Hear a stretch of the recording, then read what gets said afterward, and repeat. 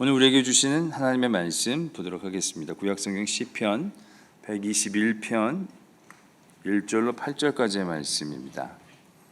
제가 가지고 있는 구약성경 897면에 있는 시편 121편 1절로 8절까지의 말씀,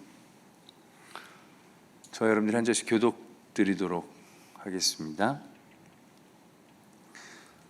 내가 산을 향하여 눈을 들리라. 나의 도움이 어디서 올까? 여호와께서 너를 실족하지 아니하게 하시며 너를 지키시는 이가 졸지 아니하시리로다.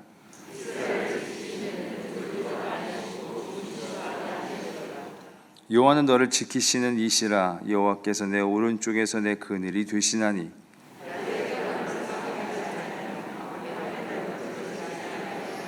여호와께서 너를 지켜 모든 환난을 면하게 하시며 또 내 영혼을 지키시리로다. 여호와께서 너의 출입을 지금부터 영원까지 지키시리로다. 아멘. 하나님의 말씀입니다. 할렐루야. 말씀을 전하기 전에 저도 찬양을 여러분과 한번 같이 하였으면 좋겠습니다. 찬송가 515장인데요. 총 4절로 구성이 되어 있습니다. 그런데 1절, 2절만 같이 한번 찬송하였으면 좋겠습니다.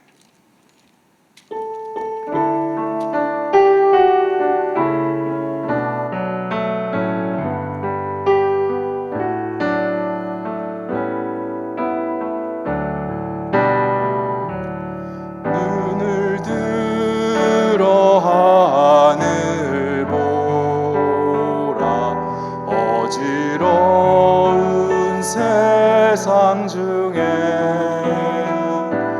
곳곳마다 상한 영의 탄식 소리 들려온다. 빛을 잃은 많은 사람, 길을 잃고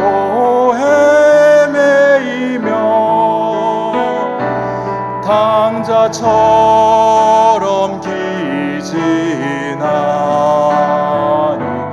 믿는 자여 어이할꼬.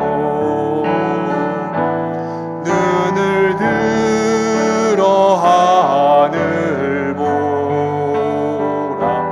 어두워진 세상 중에 외치는 자 많건만은 생명 쓰는 말라서라. 죄를 대속하신 주님, 선한 일꾼 찾으시나. 대답하리 어디 나 믿는 자여 어이할꼬. 아멘. 찬양을 이렇게 같이 부르니까 너무 좋습니다. 말씀을 전하기 전에 이 찬송가 515장을 같이 부른 이유는요, 이 찬송가 515장의 제목이 눈을 들어 하늘 보라입니다. 그리고 오늘 이 강단에서 선포하는 말씀의 제목이 무엇입니까? 눈을 들어 하늘 보라. 이 찬양에서 제가 차용해 온 것입니다. 이 찬양에는 깊은 사연이 담겨져 있습니다. 이 찬양은 우리 대한민국이 가장 어려울 때, 가장 극심한 위기일 때 성도님들의 마음을 위로하기 위해서 지어졌던 찬양이었습니다. 이 찬양을 지으신 분은요, 석진영 권사님이라는 분입니다. 이 권사님은 일제강점기 시대 1926년에 태어나셔서 서울대 사대를 그리고 국문과를 졸업하시고 울산중학교에서 교사로 봉직하셨습니다. 그러다가 1950년 6월 25일 한국 전쟁이 발발하게 되었습니다. 서울이 3일 만에 함락이 되고 남한 전체는 잿더미로 변하기 시작하였습니다. 많은 피난민들이 속출하게 되었고요. 피난민들이 남쪽으로 남쪽으로 내려와 결국 부산에 많은 피난민들이 모이게 되었습니다. 피난민들의 삶은 엉망이었습니다. 제대로 가재도구 하나 준비하지 못해서 그렇게 내려왔고요. 그리고 가족들도 오는 길에 많이 잃어버렸습니다. 마음과 몸은 상처로 얼룩지고 온 몸은 녹초가 되었습니다. 피난민들이 모여있는 피난촌에는 절망의 그림자가 드리웠습니다. 밤마다 애곡하는 소리, 절규하는 소리, 탄식하는 소리가 끊임없이 나왔습니다. 아이들이 배고프다고 절규하는 소리, 그 배고픈 아이들을 보면서 아무것도 해줄 수 없어서 아파하는 어머니들의 탄식 소리, 생필품은 모자르고 그리고 의약품은 부족하여 많은 사람들이 그 현장에서 죽어가고 있었습니다. 찬송가 515장을 지었던 석진영 권사님도 그 자리에 함께 있었습니다. 권사님은 그들을 위로하고 싶었습니다. 그런데 여성의 몸으로 전쟁 중에 아무것도 할 수 있는 것이 없었습니다. 그녀가 할 수 있었던 것은 내가 만난 하나님을 이야기하는 것이었습니다. 일제 강점기 속에 희망이 보이지 않던 상황 속에서 나를 만나주신 하나님, 나의 손을 꼭 붙잡고 비전을 잃어버리지 말라고 하면서 공부를 할 수 있도록 인도하셨던 하나님, 그리고 너가 배웠던 것을 후학들에게 나눠주라고 교사로 부르신 하나님, 그 희망의 하나님을 사람들에게 이야기하고 싶었습니다. 그래서 찬송가 515장이라는 이 가사를 짓게 되었고요. 그리고 박재환 목사님이 이 가사에 곡을 붙여서 오늘 찬송가 515장이 완성이 되었습니다. 제가 3절, 4절도 마저 읽어드리도록 하겠습니다. 이런 배경을 생각하면서 한번 들어보셨으면 좋겠습니다. 눈을 들어 하늘 보라, 살아계신 주 하나님, 약한 자를 부르시어 하늘 뜻을 전하셨다. 생명수는 홀로 예수, 처음이요 나중이라. 주님 너를 부르신다, 믿는 자여 어이할고. 눈을 들어 하늘 보라, 다시 사신 그리스도, 만백성을 사랑하사 오래 참고 기다리네. 인내하신 우리 구주, 의의 심판하시는 날 곧 가까이 임하는데 믿는 자여 어이할고. 이 찬송가 5장은요 시편 121편을 권사님이 묵상하다가 그 묵상을 기초로 하여서 지은 찬양입니다. 시편 121편의 저자도 인생의 큰 문제를 마주하게 됩니다. 그 문제가 얼마나 컸던지 오늘 시편에서 산과 같다라고 비유하고 있습니다. 앞으로 나아갈 수도 없고 뒤로 물러날 수도 없고 좌우에 틈이 있나 살펴보아도 산은 전혀 꿈쩍하지 않고 그 틈마저도 보이지 않습니다. 산중 깊이 들어가니 온 주변이 산으로 둘러싼 것 같습니다.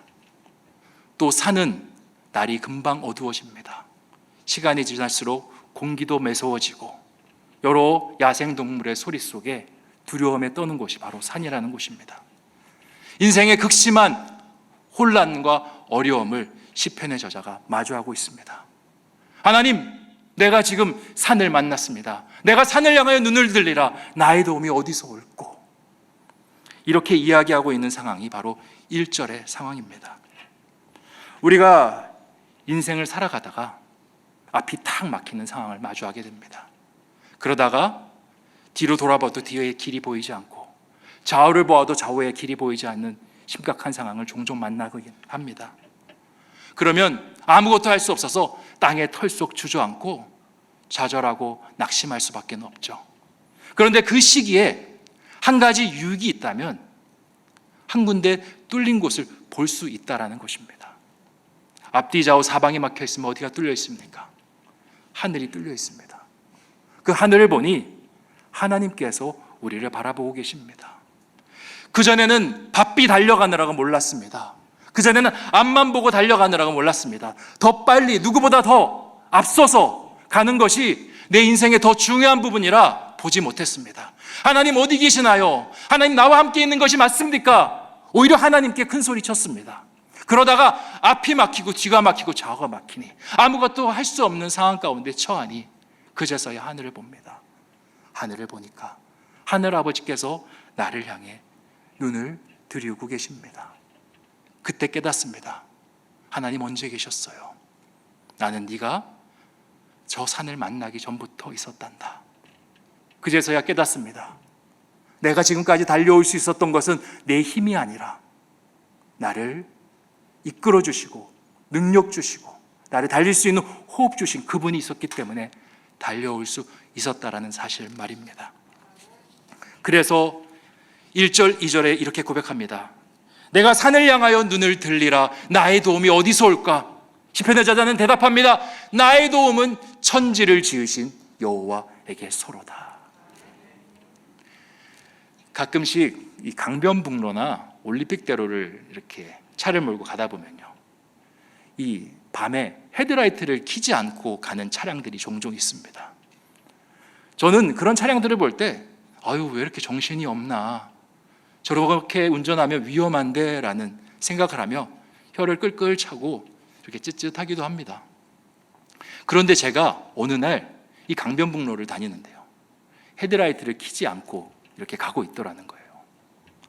왜 켜지 않았냐, 이렇게 돌아보면 제가 일부러 켜지 않은 건 아닙니다. 제가 켰다라고 착각하면서 운전을 하고 있는 것을 발견했습니다.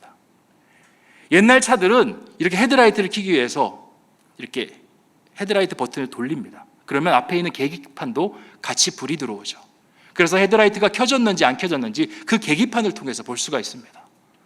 그런데 요즘 차들은 다 전자식으로 되어 있어요. 그래서 낮에도 밤에도 앞에 있는 그 계기판들이 다 불을 뿜어내고 있습니다. 그리고 강변북로나 올림픽대로 다녀보셔서 아시지 않습니까? 가로등이 화려합니다. 그러니 헤드라이트를 켜지 않아도 훤하게 길을 보면서 앞으로 달려갈 수 있는 곳입니다. 그러다가 그런 고속도로를 달리다가 로컬로 빠져나가게 되면 갑자기 앞이 캄캄해집니다. 갑자기 어두워져서 캄캄한 것이 아니라 내가 헤드라이트를 켜지 않아서 캄캄해졌다라는 사실을 깨닫게 되는 것입니다. 우리도 그렇습니다.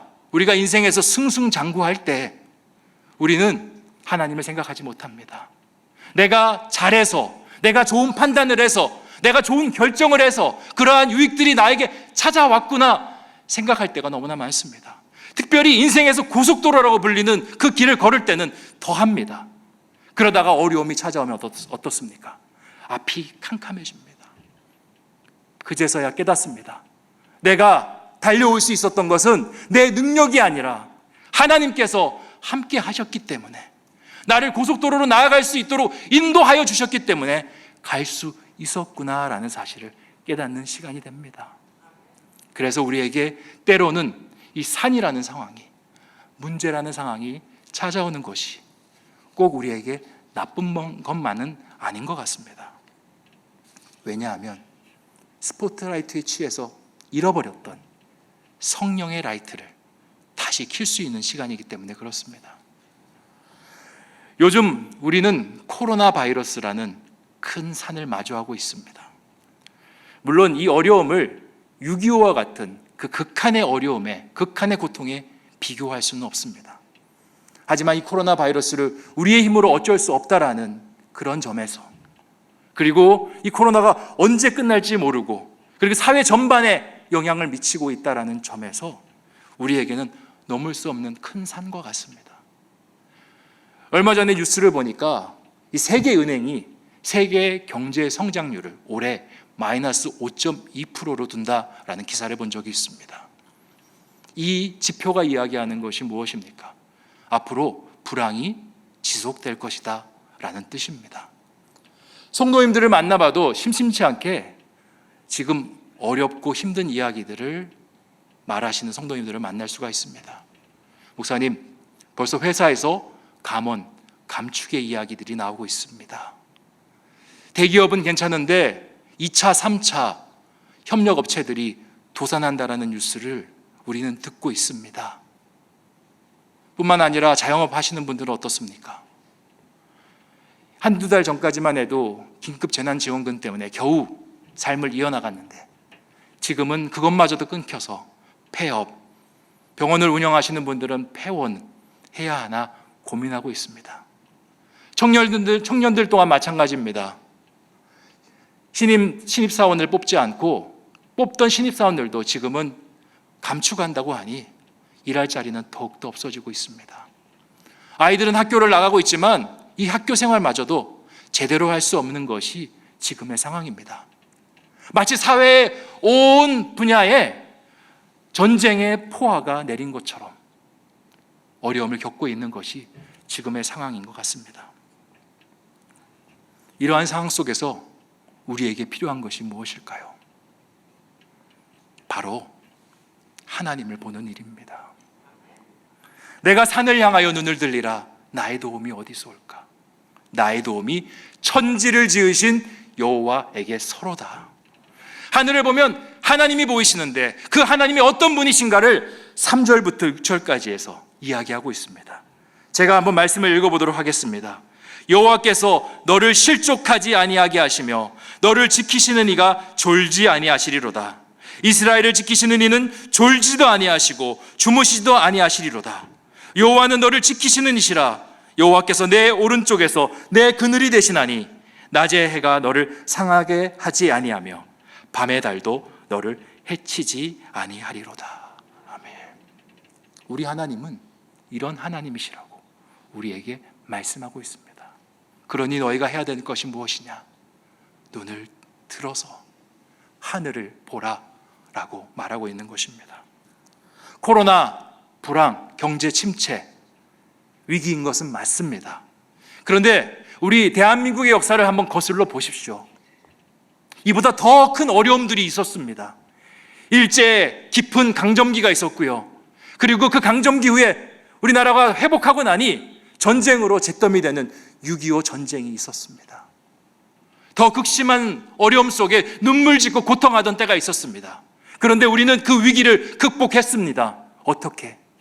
믿음의 선조들이 주님 앞에 무릎 꿇고 기도할 때, 하늘을 보며 하나님 앞에 부르짖을 때 그 위기를 극복할 수가 있었습니다.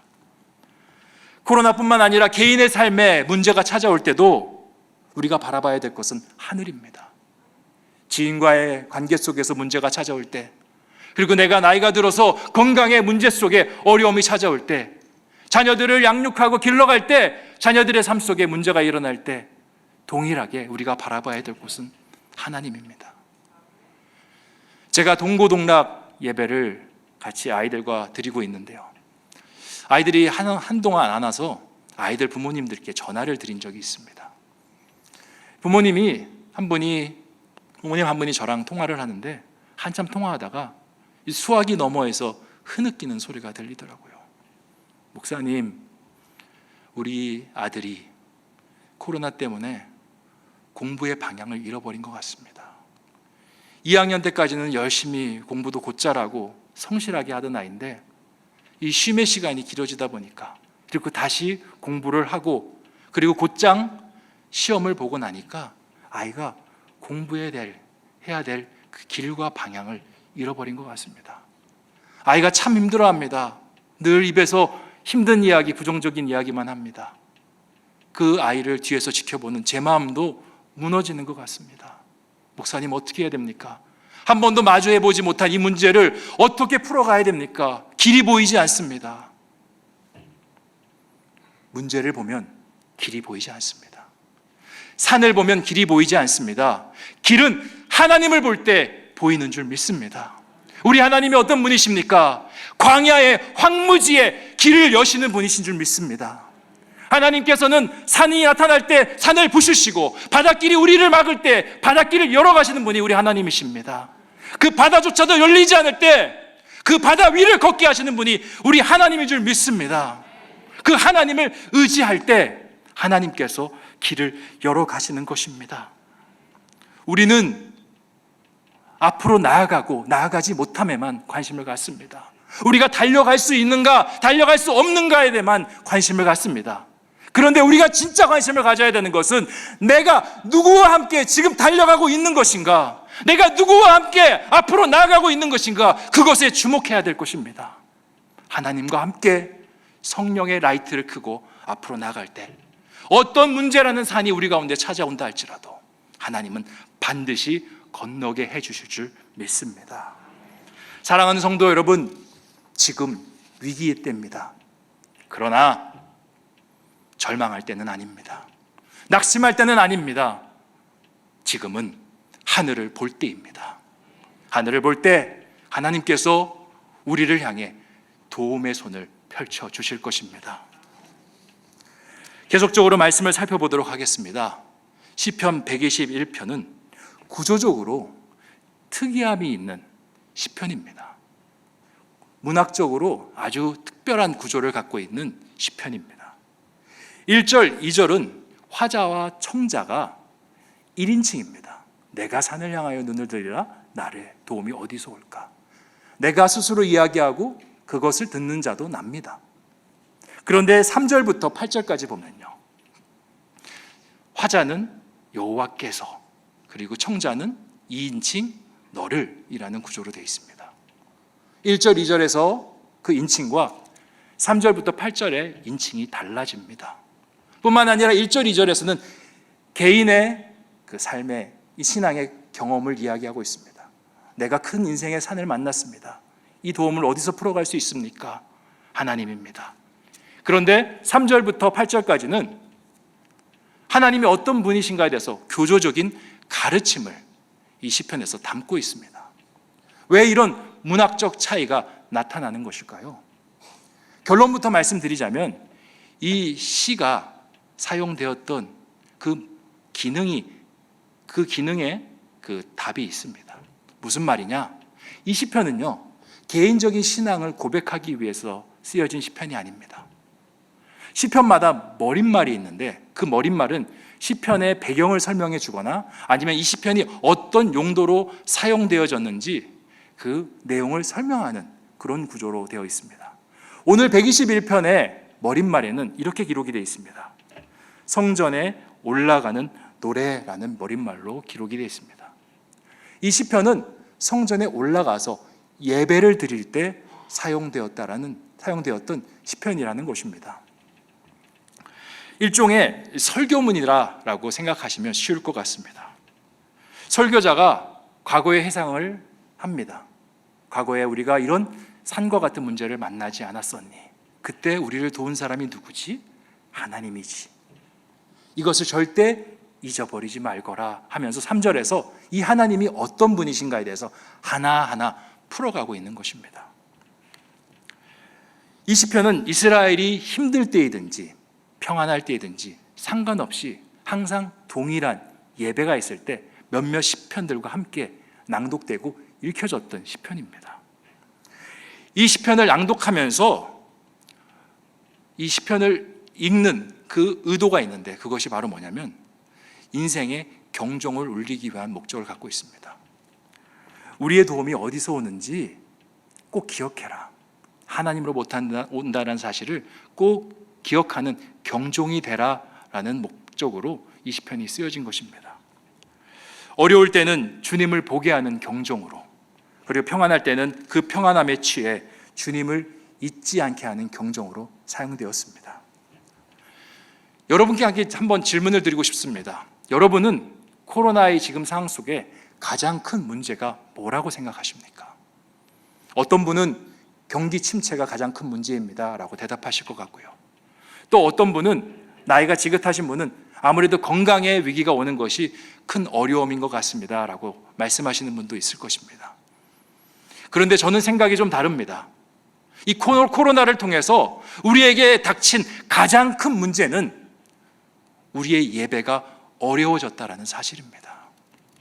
하나님의 말씀을 들을 수 없다라는 사실이 가장 큰 문제가 아닌가라는 생각을 합니다. 앞서도 말씀드렸다시피 우리 대한민국에 더 큰 위기들이 있었습니다. 하지만 우리는 그 위기들을 극복했죠. 그 위기들을 극복할 수 있었던 그 중심에는 선조들의 기도, 그 선조기들의 기도의 그 핵심에는 하나님께 드리던 예배가 있었습니다. 주일 예배, 저녁 예배, 3일 기도회, 금요 기도회, 새벽 예배, 이런 예배들을 통해서 하나님을 향한 마음을 품고 하나님을 향한 시선을 놓지 않으면서 그 위기들을 극복해 놓았습니다. 일제강점기 상황에서는 나라 회복을 부르짖는 구국 예배가 있었고요. 그리고 6.25 시절에는 피난민들을 위로하던 그 피난민촌에서 이루어지던 예배가 있었습니다. 예배가 회복되고 예배가 온전히 설 때 우리는 하나님의 역사하심을 경험했습니다. 지금 한국교회가 이렇게 설 수 있었던 것도 새벽 예배가 있었기 때문에 이만큼 달려올 수가 있었던 것입니다. 그런데 지금 어떻습니까? 이 예배가 무너졌습니다. 온라인 예배를 드리고 있지만 이것은 지금 환경 속에서 할 수 있는 최선입니다. 예배의 감격을 한번 떠올려 보시기를 바랍니다. 주일날 예배에 나왔을 때 여러 가지 근심과 걱정을 가지고 예배 자리에 나옵니다. 근데 찬양을 통해서 그 모든 근심이 눈 녹듯이 다 녹습니다. 그리고 대표 기도를 장로님, 권사님이 준비하여서 드릴 때 그 준비한 기도 속에 나의 마음을 드려 같이 담아 기도를 올려드립니다. 그렇게 예배를 드리고 나면 말씀을 듣는데 그 말씀이 우리의 가슴을 울립니다. 성령으로 가슴을 치고 성령으로 눈물 뿌려 기도하고 그 말씀의 여운이 잔잔히 남아서 예배가 끝나도 그 자리를 쉽사리 일어나지 못합니다. 세상은 여전히 절망스럽고 세상은 여전히 낙심스럽지만 예배는 그 모든 것을 잊고 하나님을 향한 소망을 보게 합니다. 그것이 예배입니다. 구약의 에스라서나 스가랴서를 보면 이스라엘 백성들이 70년 바벨론 포로를 마치고 귀환하는 장면이 나옵니다. 아무것도 없이 황무지가 된 고향 땅에 그들이 첫 도착하여서 하나님의 뜻을 구합니다. 하나님께서 말씀하시는 것이 무엇입니까? 성전을 재건하라 라고 말씀하십니다. 황무지와 같은 땅에 집도 없습니다. 아이들이 마실 물도 없습니다. 배울 수 있는 학교도 없습니다. 군사력이 약해서 나라가 무너졌으니 어쩌면 군사력을 세우는 일이 먼저일 수도 있습니다. 하지만 하나님께서 가장 먼저 말씀하시는 거, 예배를 회복하라, 성전을 재건하라 라고 말씀하십니다. 왜 그렇습니까? 회복은 땅에서 이루어지는 것이 아니라 저 하늘에서 이루어질 수 있기 때문에 그렇습니다. 땅에서 이루어지는 것은 진정한 회복이 아니라 하늘을 바라볼 때 온 성도들이, 땅에 있는 모든 성도들이 하늘을 바라볼 때 진정한 회복이 일어난다는 걸 가르쳐주기 위해서 하나님께서 그리하시는 것입니다. 지난 주일부터 우리 교회는 예배 회복 캠페인을 같이 하고 있습니다. 주보에 보셨죠? 이렇게 들고 있는 사진. 우리의 예배는 계속되어야 합니다. 저만 봤나요? 보셨죠? 네. 이건요, 단순히 우리 교회가 성장과 회복을 되찾기 위해서 하는 것이 아닙니다. 눈을 들어 하늘 보라라는 외침을 세상 속에 계속 외치기 위해서 우리가 예배 캠페인을 하고 있는 것입니다. 그 외침을 듣고 하나님의 사람들이 주께 기도하고 그의 얼굴을 찾으면 하나님께서 하늘에서 듣고 우리의 죄를 사하시고 이 땅을 고쳐주실 것이라는 그 확신을 가지고 담임 목사님과 우리 교육자들이 같은 소리를 내고 있는 것입니다. 목사님과 교육자들이 내는 그들의 소리가 아니라 우리 모두의 소리가 되기를 원합니다. 이 어두워진 세상 속에 예배가 회복되고 하나님의 역사가 온전히 일어나며 슬픔과 낙심에 빠진 성도님들이 하늘을 보는 그 일들이 아름답게 우리 가운데 일어났으면 좋겠습니다. 이제 말씀을 정리하고자 합니다. 지금 우리는 코로나라는 커다란 사나을 마주하고 있습니다. 그리고 끊임없이 들려오는 뉴스의 이야기는 우리의 마음을 부정적으로 만들고 두렵게 만들고 있습니다. 여기서 우리가 해야 될 것은 눈을 감는 일입니다. 눈을 감고 귀를 닫고 고개를 드는 일입니다. 그리고 하늘을 보고 하나님의 말씀이 선포되는 예배 자리에서 어떤 소리가 외쳐지는지 그것을 귀 가운데 듣는 것이 우리가 해야 될 것입니다.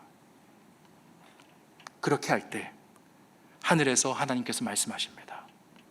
너희의 도움은 천지를 지으신 여호와께서 올 것이다. 그렇게 믿음으로 기도하고 이 위기를 견뎌내며 이겨내는 저와 여러분 되시기를 주님의 이름으로 축원드립니다.